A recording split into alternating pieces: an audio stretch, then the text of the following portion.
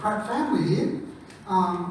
Many years ago, we actually went to college together. We sat in exactly the same classes, and he's chosen a topic for me, and I love this passage of Scripture. You know, the ancient church, the New Testament church, and beyond, went through really severe trials and persecution. And so any little things we're going through here in Australia at the moment are quite little, really nothing. When you think of the rulers of the time of the New Testament church, they were antagonistically totally to the church. They attacked the church, and they certainly made it very difficult to be a Christian, to be a follower of Jesus Christ. And yet the church just kept growing and growing and growing. And I think we should just recognise that Satan is always going to attack the church. The Bible tells us that. The Bible prophesies it. And yet sometimes as Seventh-day Adventist Christians, we worry about the attack from outside. We worry about what the government may be doing. We worry about what certain church organisations may be doing. We worry about what the Pope may be doing. And yet, I think sometimes recognising that outside forces are important, it's not where the main focus of attack comes. It's really interesting that the Christian church in China and the Seventh-day Adventist church in China is going through the fiercest persecution. And yet they're expecting within a very short period of time, the Christian church is actually going to be the majority in China. Think about that. Despite the forces there, and often it's happened to our own Seventh-day Adventist churches. Imagine coming to church here one day to find that it's bolted locked, there's a big earth-moving thing in here that's knocking your church down. That's what often happens to our churches in China. But some of the perils from within, and I'm not talking here about so-called Jesuits. I'm not talking about that at all. There's kind of a loss of our vision for what Jesus Christ wants us to be about. A loss of our sense of sharing the gospel. A loss of our sense of what it means to be the people of God. I'm going to give you a couple of very simple examples. On an individual level, it can happen, where there's a loss of integrity. Many years ago, as a young pastor, in a land far, far away, and it was far, far away, so no one's going to know this story, I can repeat it here. I was the pastor of a church, and I had to get a tradesman in to fix up my house because I had a leak in my roof. The plumber came and he started chatting to me as he was fixing the roof, and he said, "What do you do for a living, Steve?" And I said, "I'm actually a pastor." He said, "What church?" And I said, "I'm a pastor of the Seventh-day Adventist Church." And he had this worried look on his face, and he said, "Are you going to pay your bills?" And I said, "What's going on?" And then he named one of my elders and said, "He's from your church and he never pays his bills." So on an individual level, you can actually damage the cause of Christ. On a bigger level, and we've all been part of this in a sense, even though we may not have been, we've all heard of the Royal Commission into abuse within organisations. And sadly, that has damaged the cause of Jesus Christ. And we've been part of that on a corporate level. It comes down to integrity, and do we really represent Jesus Christ? Why are we here? Why are we here as a church? Is it to come and worship God on a Sabbath morning? Is that why we're here? Part of the picture. Jesus actually wants us to share the good news of the gospel to the whole world. And that must come from within us. It certainly needs to be seen and heard, but there's got to be something coming with us. The passage of Scripture that Pastor Pratt chose today, and I've just got to work out how to turn this on. If I can go there, and if we can go to the first slide if we can, that'd be great. I'm going to, oh, it doesn't quite fit on there, does it? Oh, it doesn't like that. Okay, you're going to read it with me on the count of 2. Can you do that? Okay. 1, 2. Hear, O Israel, the Lord our God, the Lord is one. Love the Lord your God with all your heart, with all your soul, and with all your strength. These commandments I give you today are to be upon your hearts. Impress them on your children. Talk about them when you sit at home and when you walk along the road, when you lie down and when you get up. Tie them as symbols on your hands and bind them on your foreheads. Write them on the door frames of your houses and your gates. Hear, O Israel. This isn't just a confession about there being one God. It's not just saying our God is different to all the other gods that were worshipped around them. It's a cry of allegiance. Who are we going to give our allegiance to? Thank you very much. Who are we going to give our allegiance to? It's kind of a saying, hey, we're loyal, we are committed to the God of heaven. You know, it's declaring that we are committed, it's declaring that we understand that we're devoted to one God. He calls us into this covenant relationship. Why does he call us into this relationship? Why can he call us into this relationship?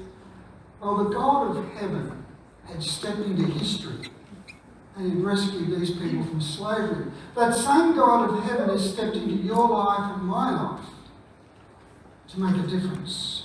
You know that this would have been Jesus' first memory verse. We know that every Jewish boy and every Jewish girl would have learnt this text as their very first memory verse. It was a text that was repeated at least twice a day when they came together to worship, in the morning and in the evening. So they came together to worship. You know, it was the key text. It's a key text, twice a day. And when it came to it, I'm not sure what I'm doing wrong, but it's not working. So if we can go to the next slide, that'd be great. Jesus was asked a question once. What is the greatest commandment? And a teacher of the law came and said, what is the greatest commandment? And if we go to the next text, next slide, this is what he said. The most important one, answered Jesus, is this. Hear, O Israel, the Lord our God, the Lord is one. Love the Lord your God with all your heart, with all your soul, and with all your mind, and with all your strength. So Jesus, who had been brought up with this text, he would hear it daily, twice a day, and as a small boy he would have been taught to memorise this text as the most important text. He's asked a question, which is the most important commandment? And he repeats the memory verse that he first heard.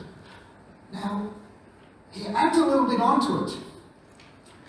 He says, the second is like unto it. Love your neighbour as yourself. There is no commandment greater than these. And that last little bit was from a different passage, Leviticus 19, verse 18. So he says this. It's about loving God. But if we love people, it has to be seen that the two are really closely related. If we love God, we should love people. The God of heaven, who loves us so much that we want to commit our lives to him, then says, hey, this is about people. This is about how we commit to people as well. And we understand as Seventh-day Adventists, the Ten Commandments are basically, as Jesus said, hang on these two texts. Hey, it is working now. I'm just coming back. Hear, O Israel, the Lord our God, the Lord is one. To hear, to listen, to obey God, to obey the God who loves you uniquely. There's only one God. And out of his grace, he stepped into these people's lives And they weren't chosen because they were fantastic people. And that's the good news for you and me. God does not choose us because we are fantastic people. He actually chose them. They were slaves. They were the lowest of the low. And yet, He loved them. And that's why they pledged their allegiance. That's why they pledged their devotion. He talks about love the Lord your God. The interesting thing about the book of Deuteronomy, it's a book, it's the second law. And yet in this book of the second law, it refers to love often. Often refers to love. The idea of loving God. I don't know what's happening. It's not used to.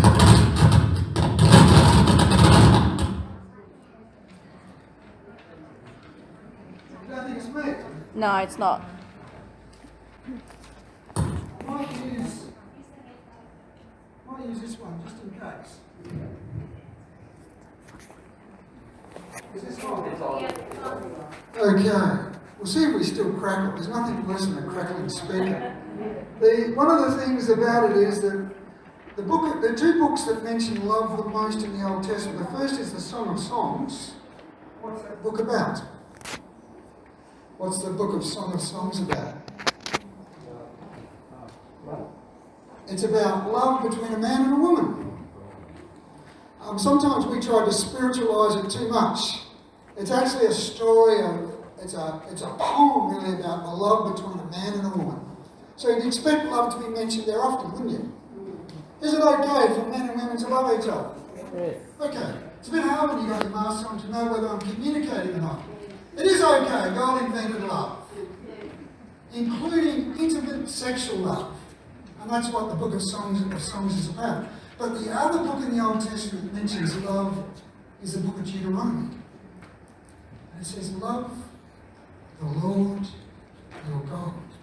And here it's talking about, obviously not a sexual love, it's talking about a loving commitment.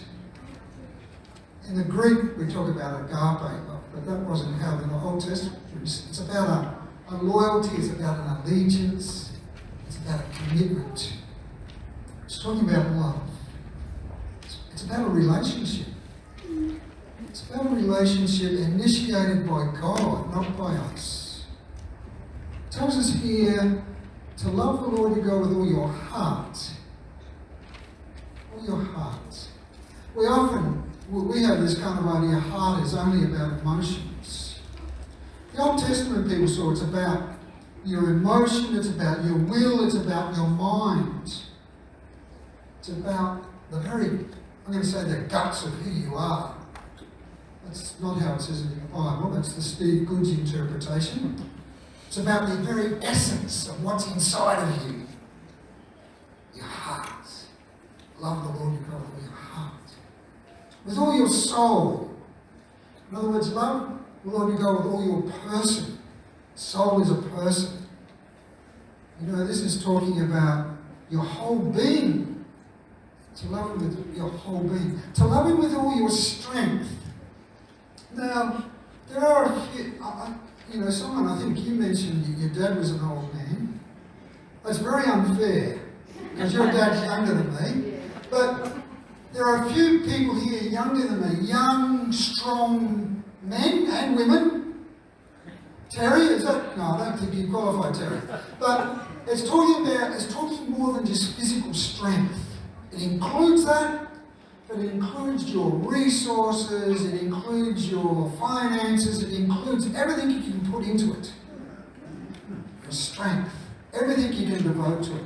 So this is basically a commitment saying, hey, the one who saved us from slavery is the one we're going to love with everything, basically. Everything we have. I'm just going to go to my next slide. To love God with everything. No reservations.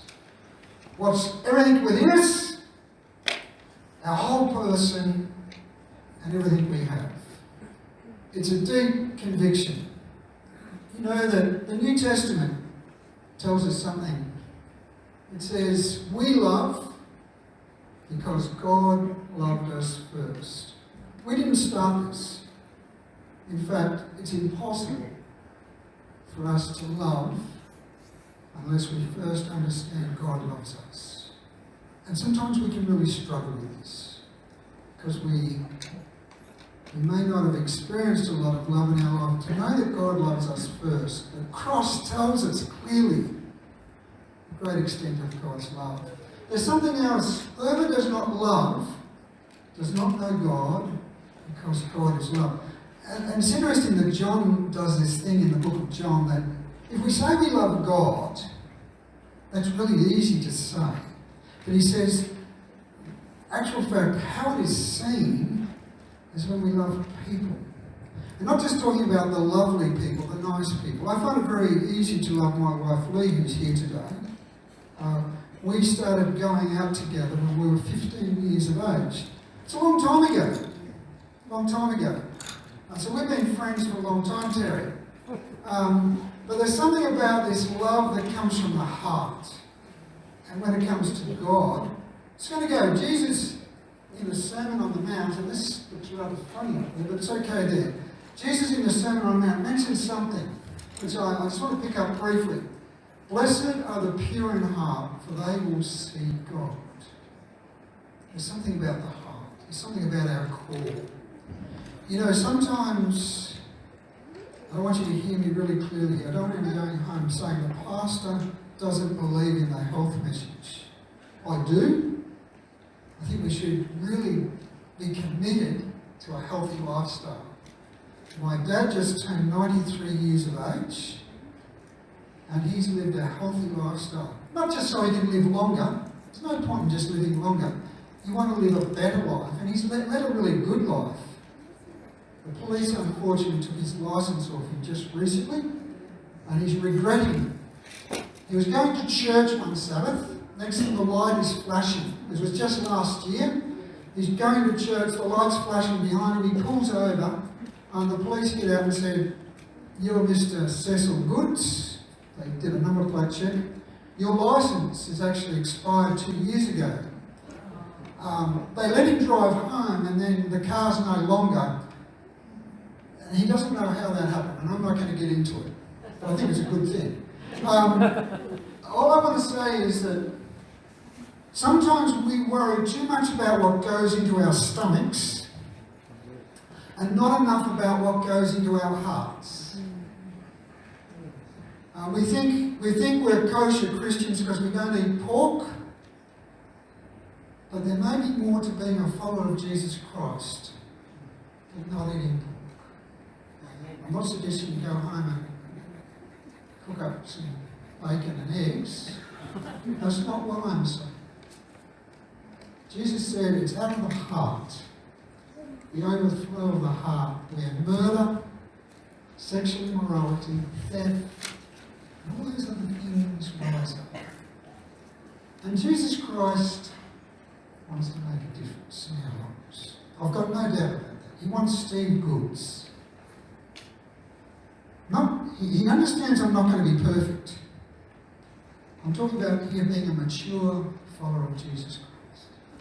To love Him, to be loyal to Him. And sometimes we worry about the outside. Hey, I was nearly going to say Midland Church, to Swan Valley Church. That's a throwback. I came here and I put my best shirt on. I want you to know that. But what's going on inside of me? It's not what the outside is. Many years ago, in another land, again, I was invited to go and visit someone. I went, it was a day very much like today. It was at least 40 degrees. And I don't go to check on people's housework. My wife is a very, very tidy. I'm a very untidy. It's a battle we've had for over nearly 45 years.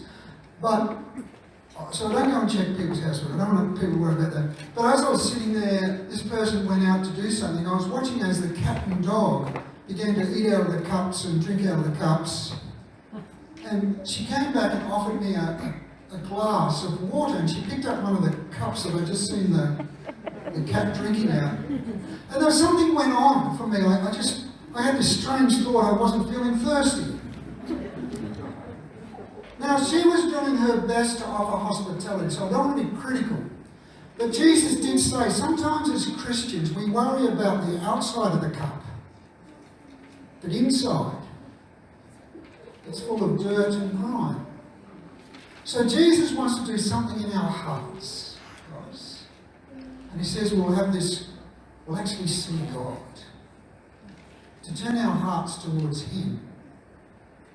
And in the end, there's only one way I know that he changes Bridget's heart.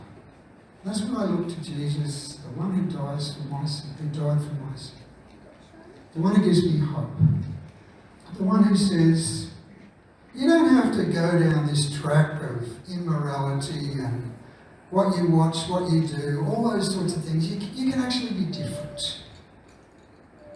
You know, he wants to get to the core. I can put a very nice little, in fact today I put a mask on. But often we put masks on that we're not really very real about the struggles of life, and we pretend to be nice Seventh-day Adventist Christians. He wants to go to the core of it. He wants to say, okay, I can change your heart, Steve Goods. Look to Jesus Christ at the cross. Let's go to the next text, and I'll turn it here. These commandments that I give you today are to be upon your hearts.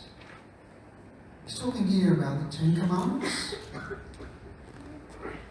He says, impress them. God's commandments, God's saving grace, whatever it is to do with God, isn't something you hold in. He actually says, impress them. In other words, you share it with your children. He talks specifically about your children here. Talk about it when you're at home, when you walk along the road, when you lie down, and when you get up.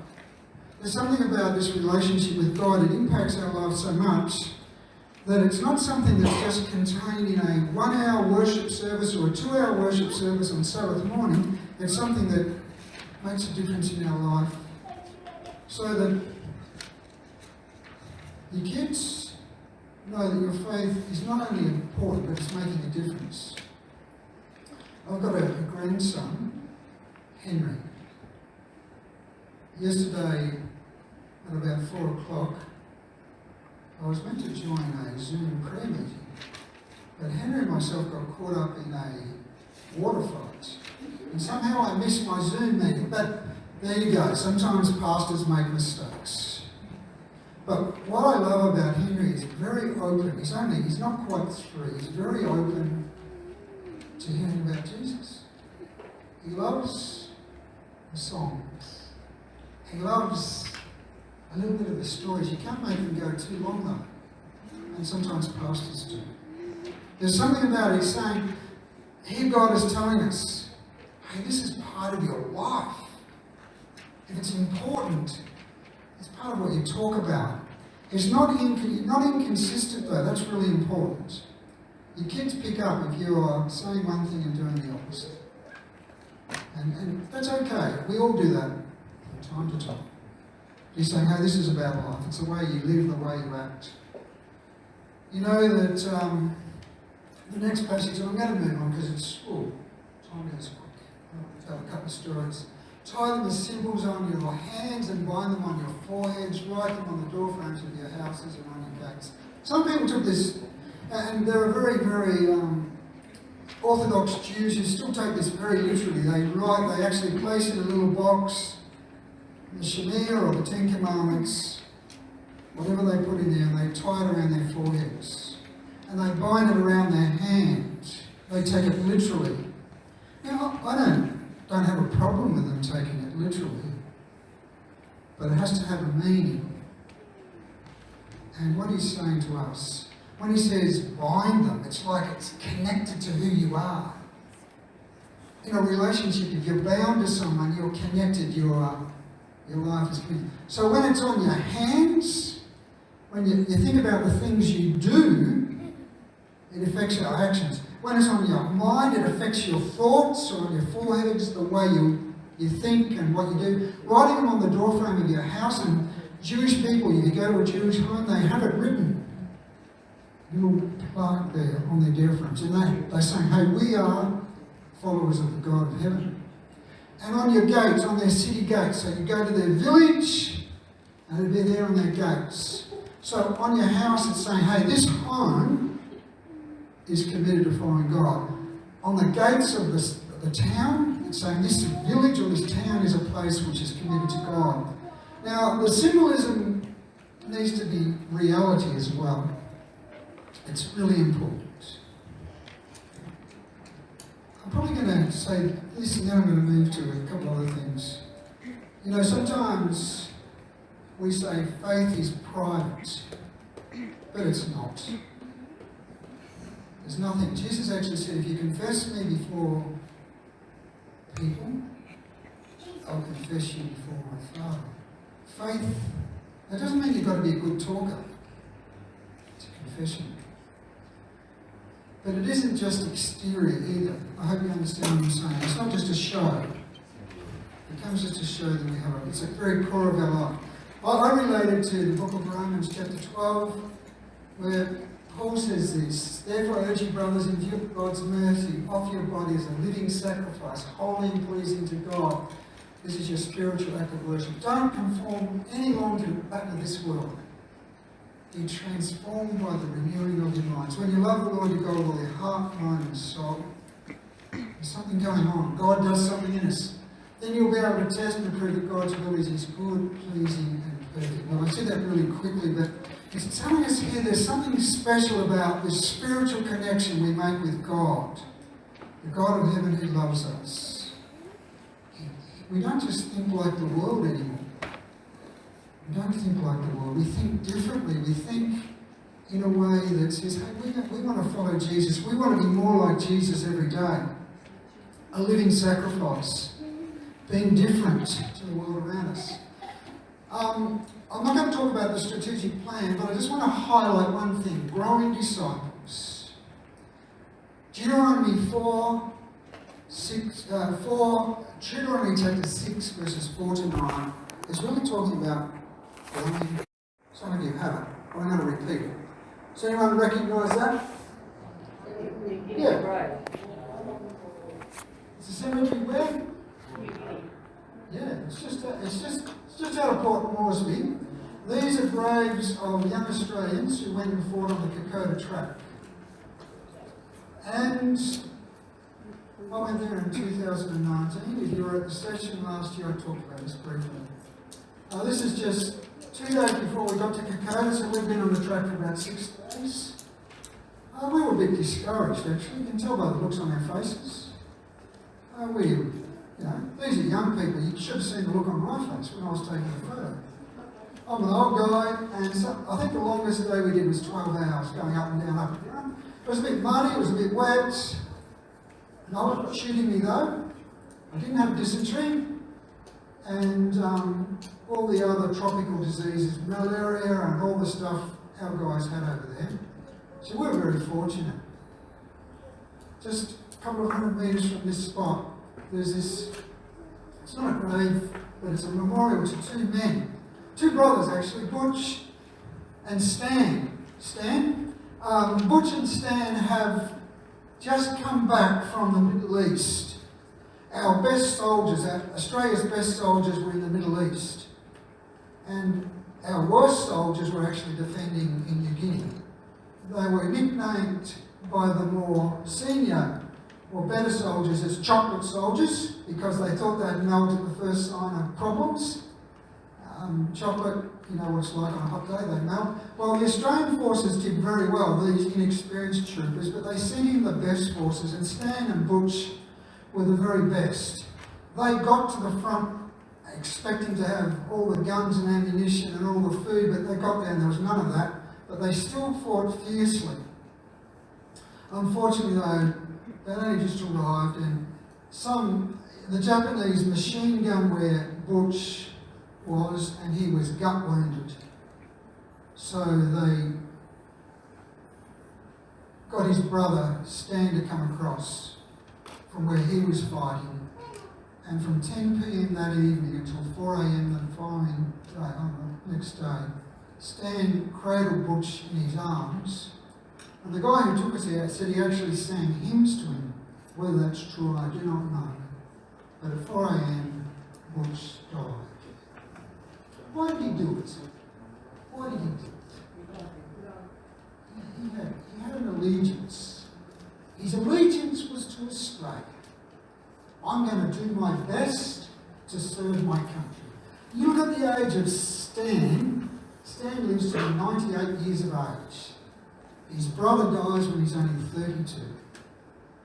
That's an incredible sacrifice. I really look up to that sort of sacrifice.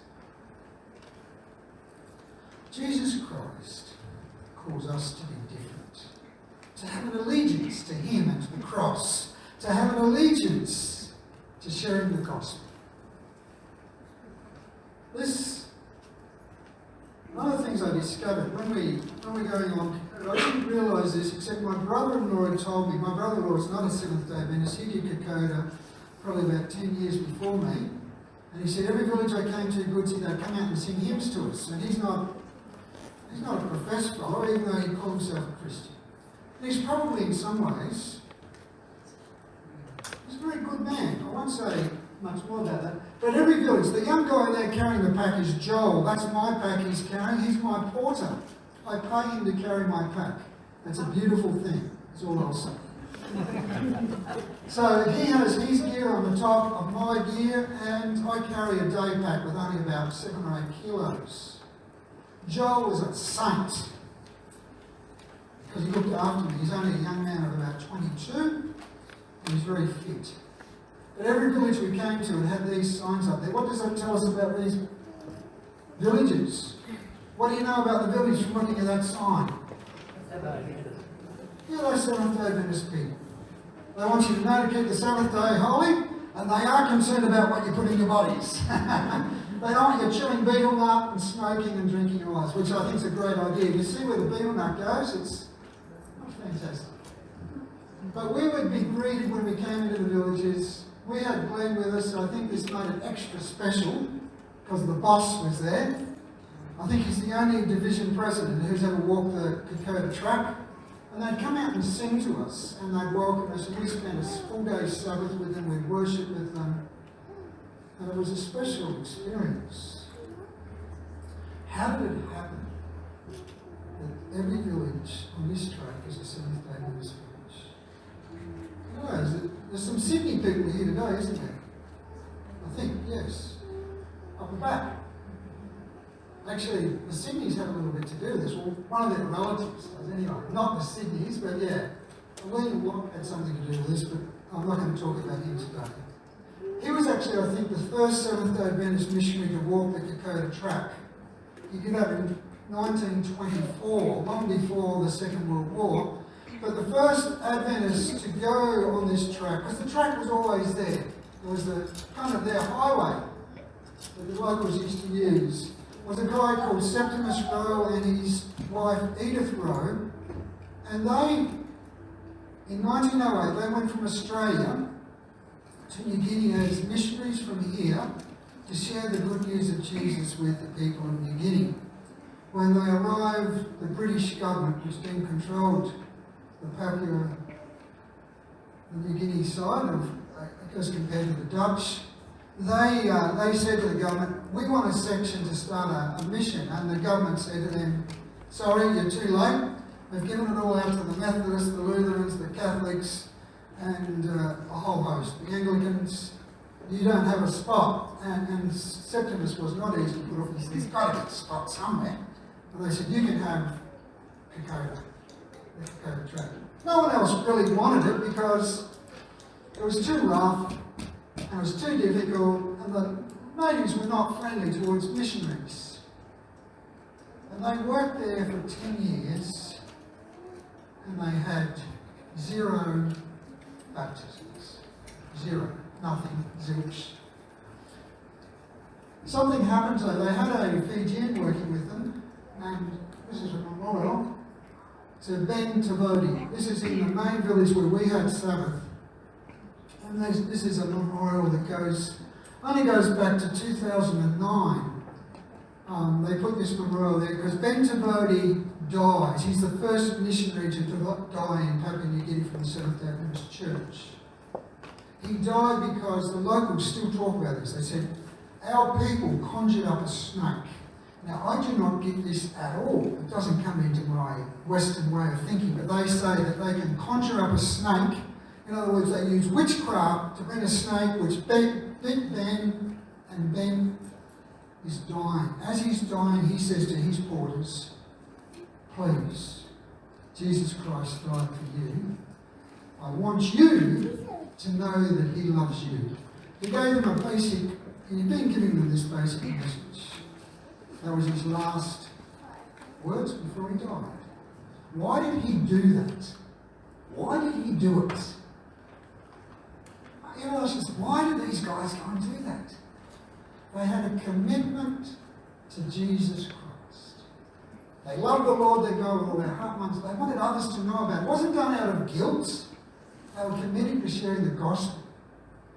But there was some time later, these men were the first to become Seventh Adventists. There are now 300,000 Adventists in Papua New Guinea. Last year, 49,000 got baptised.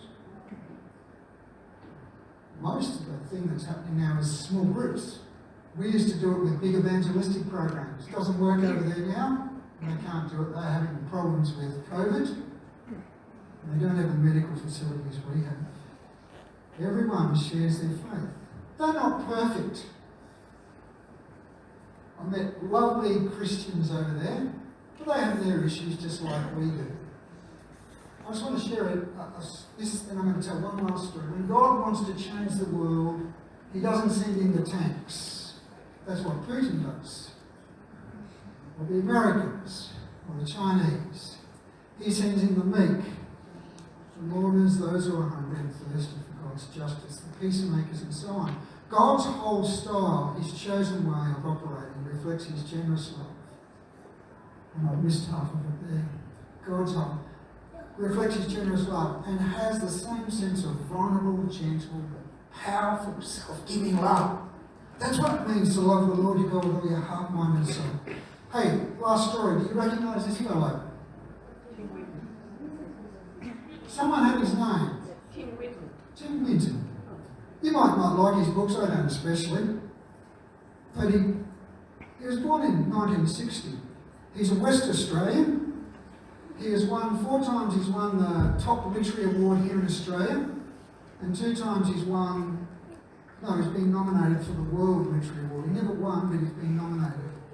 He tells a story. He says, I'm a follower of Jesus Christ. He tells a story when he was a boy of 5 years of age.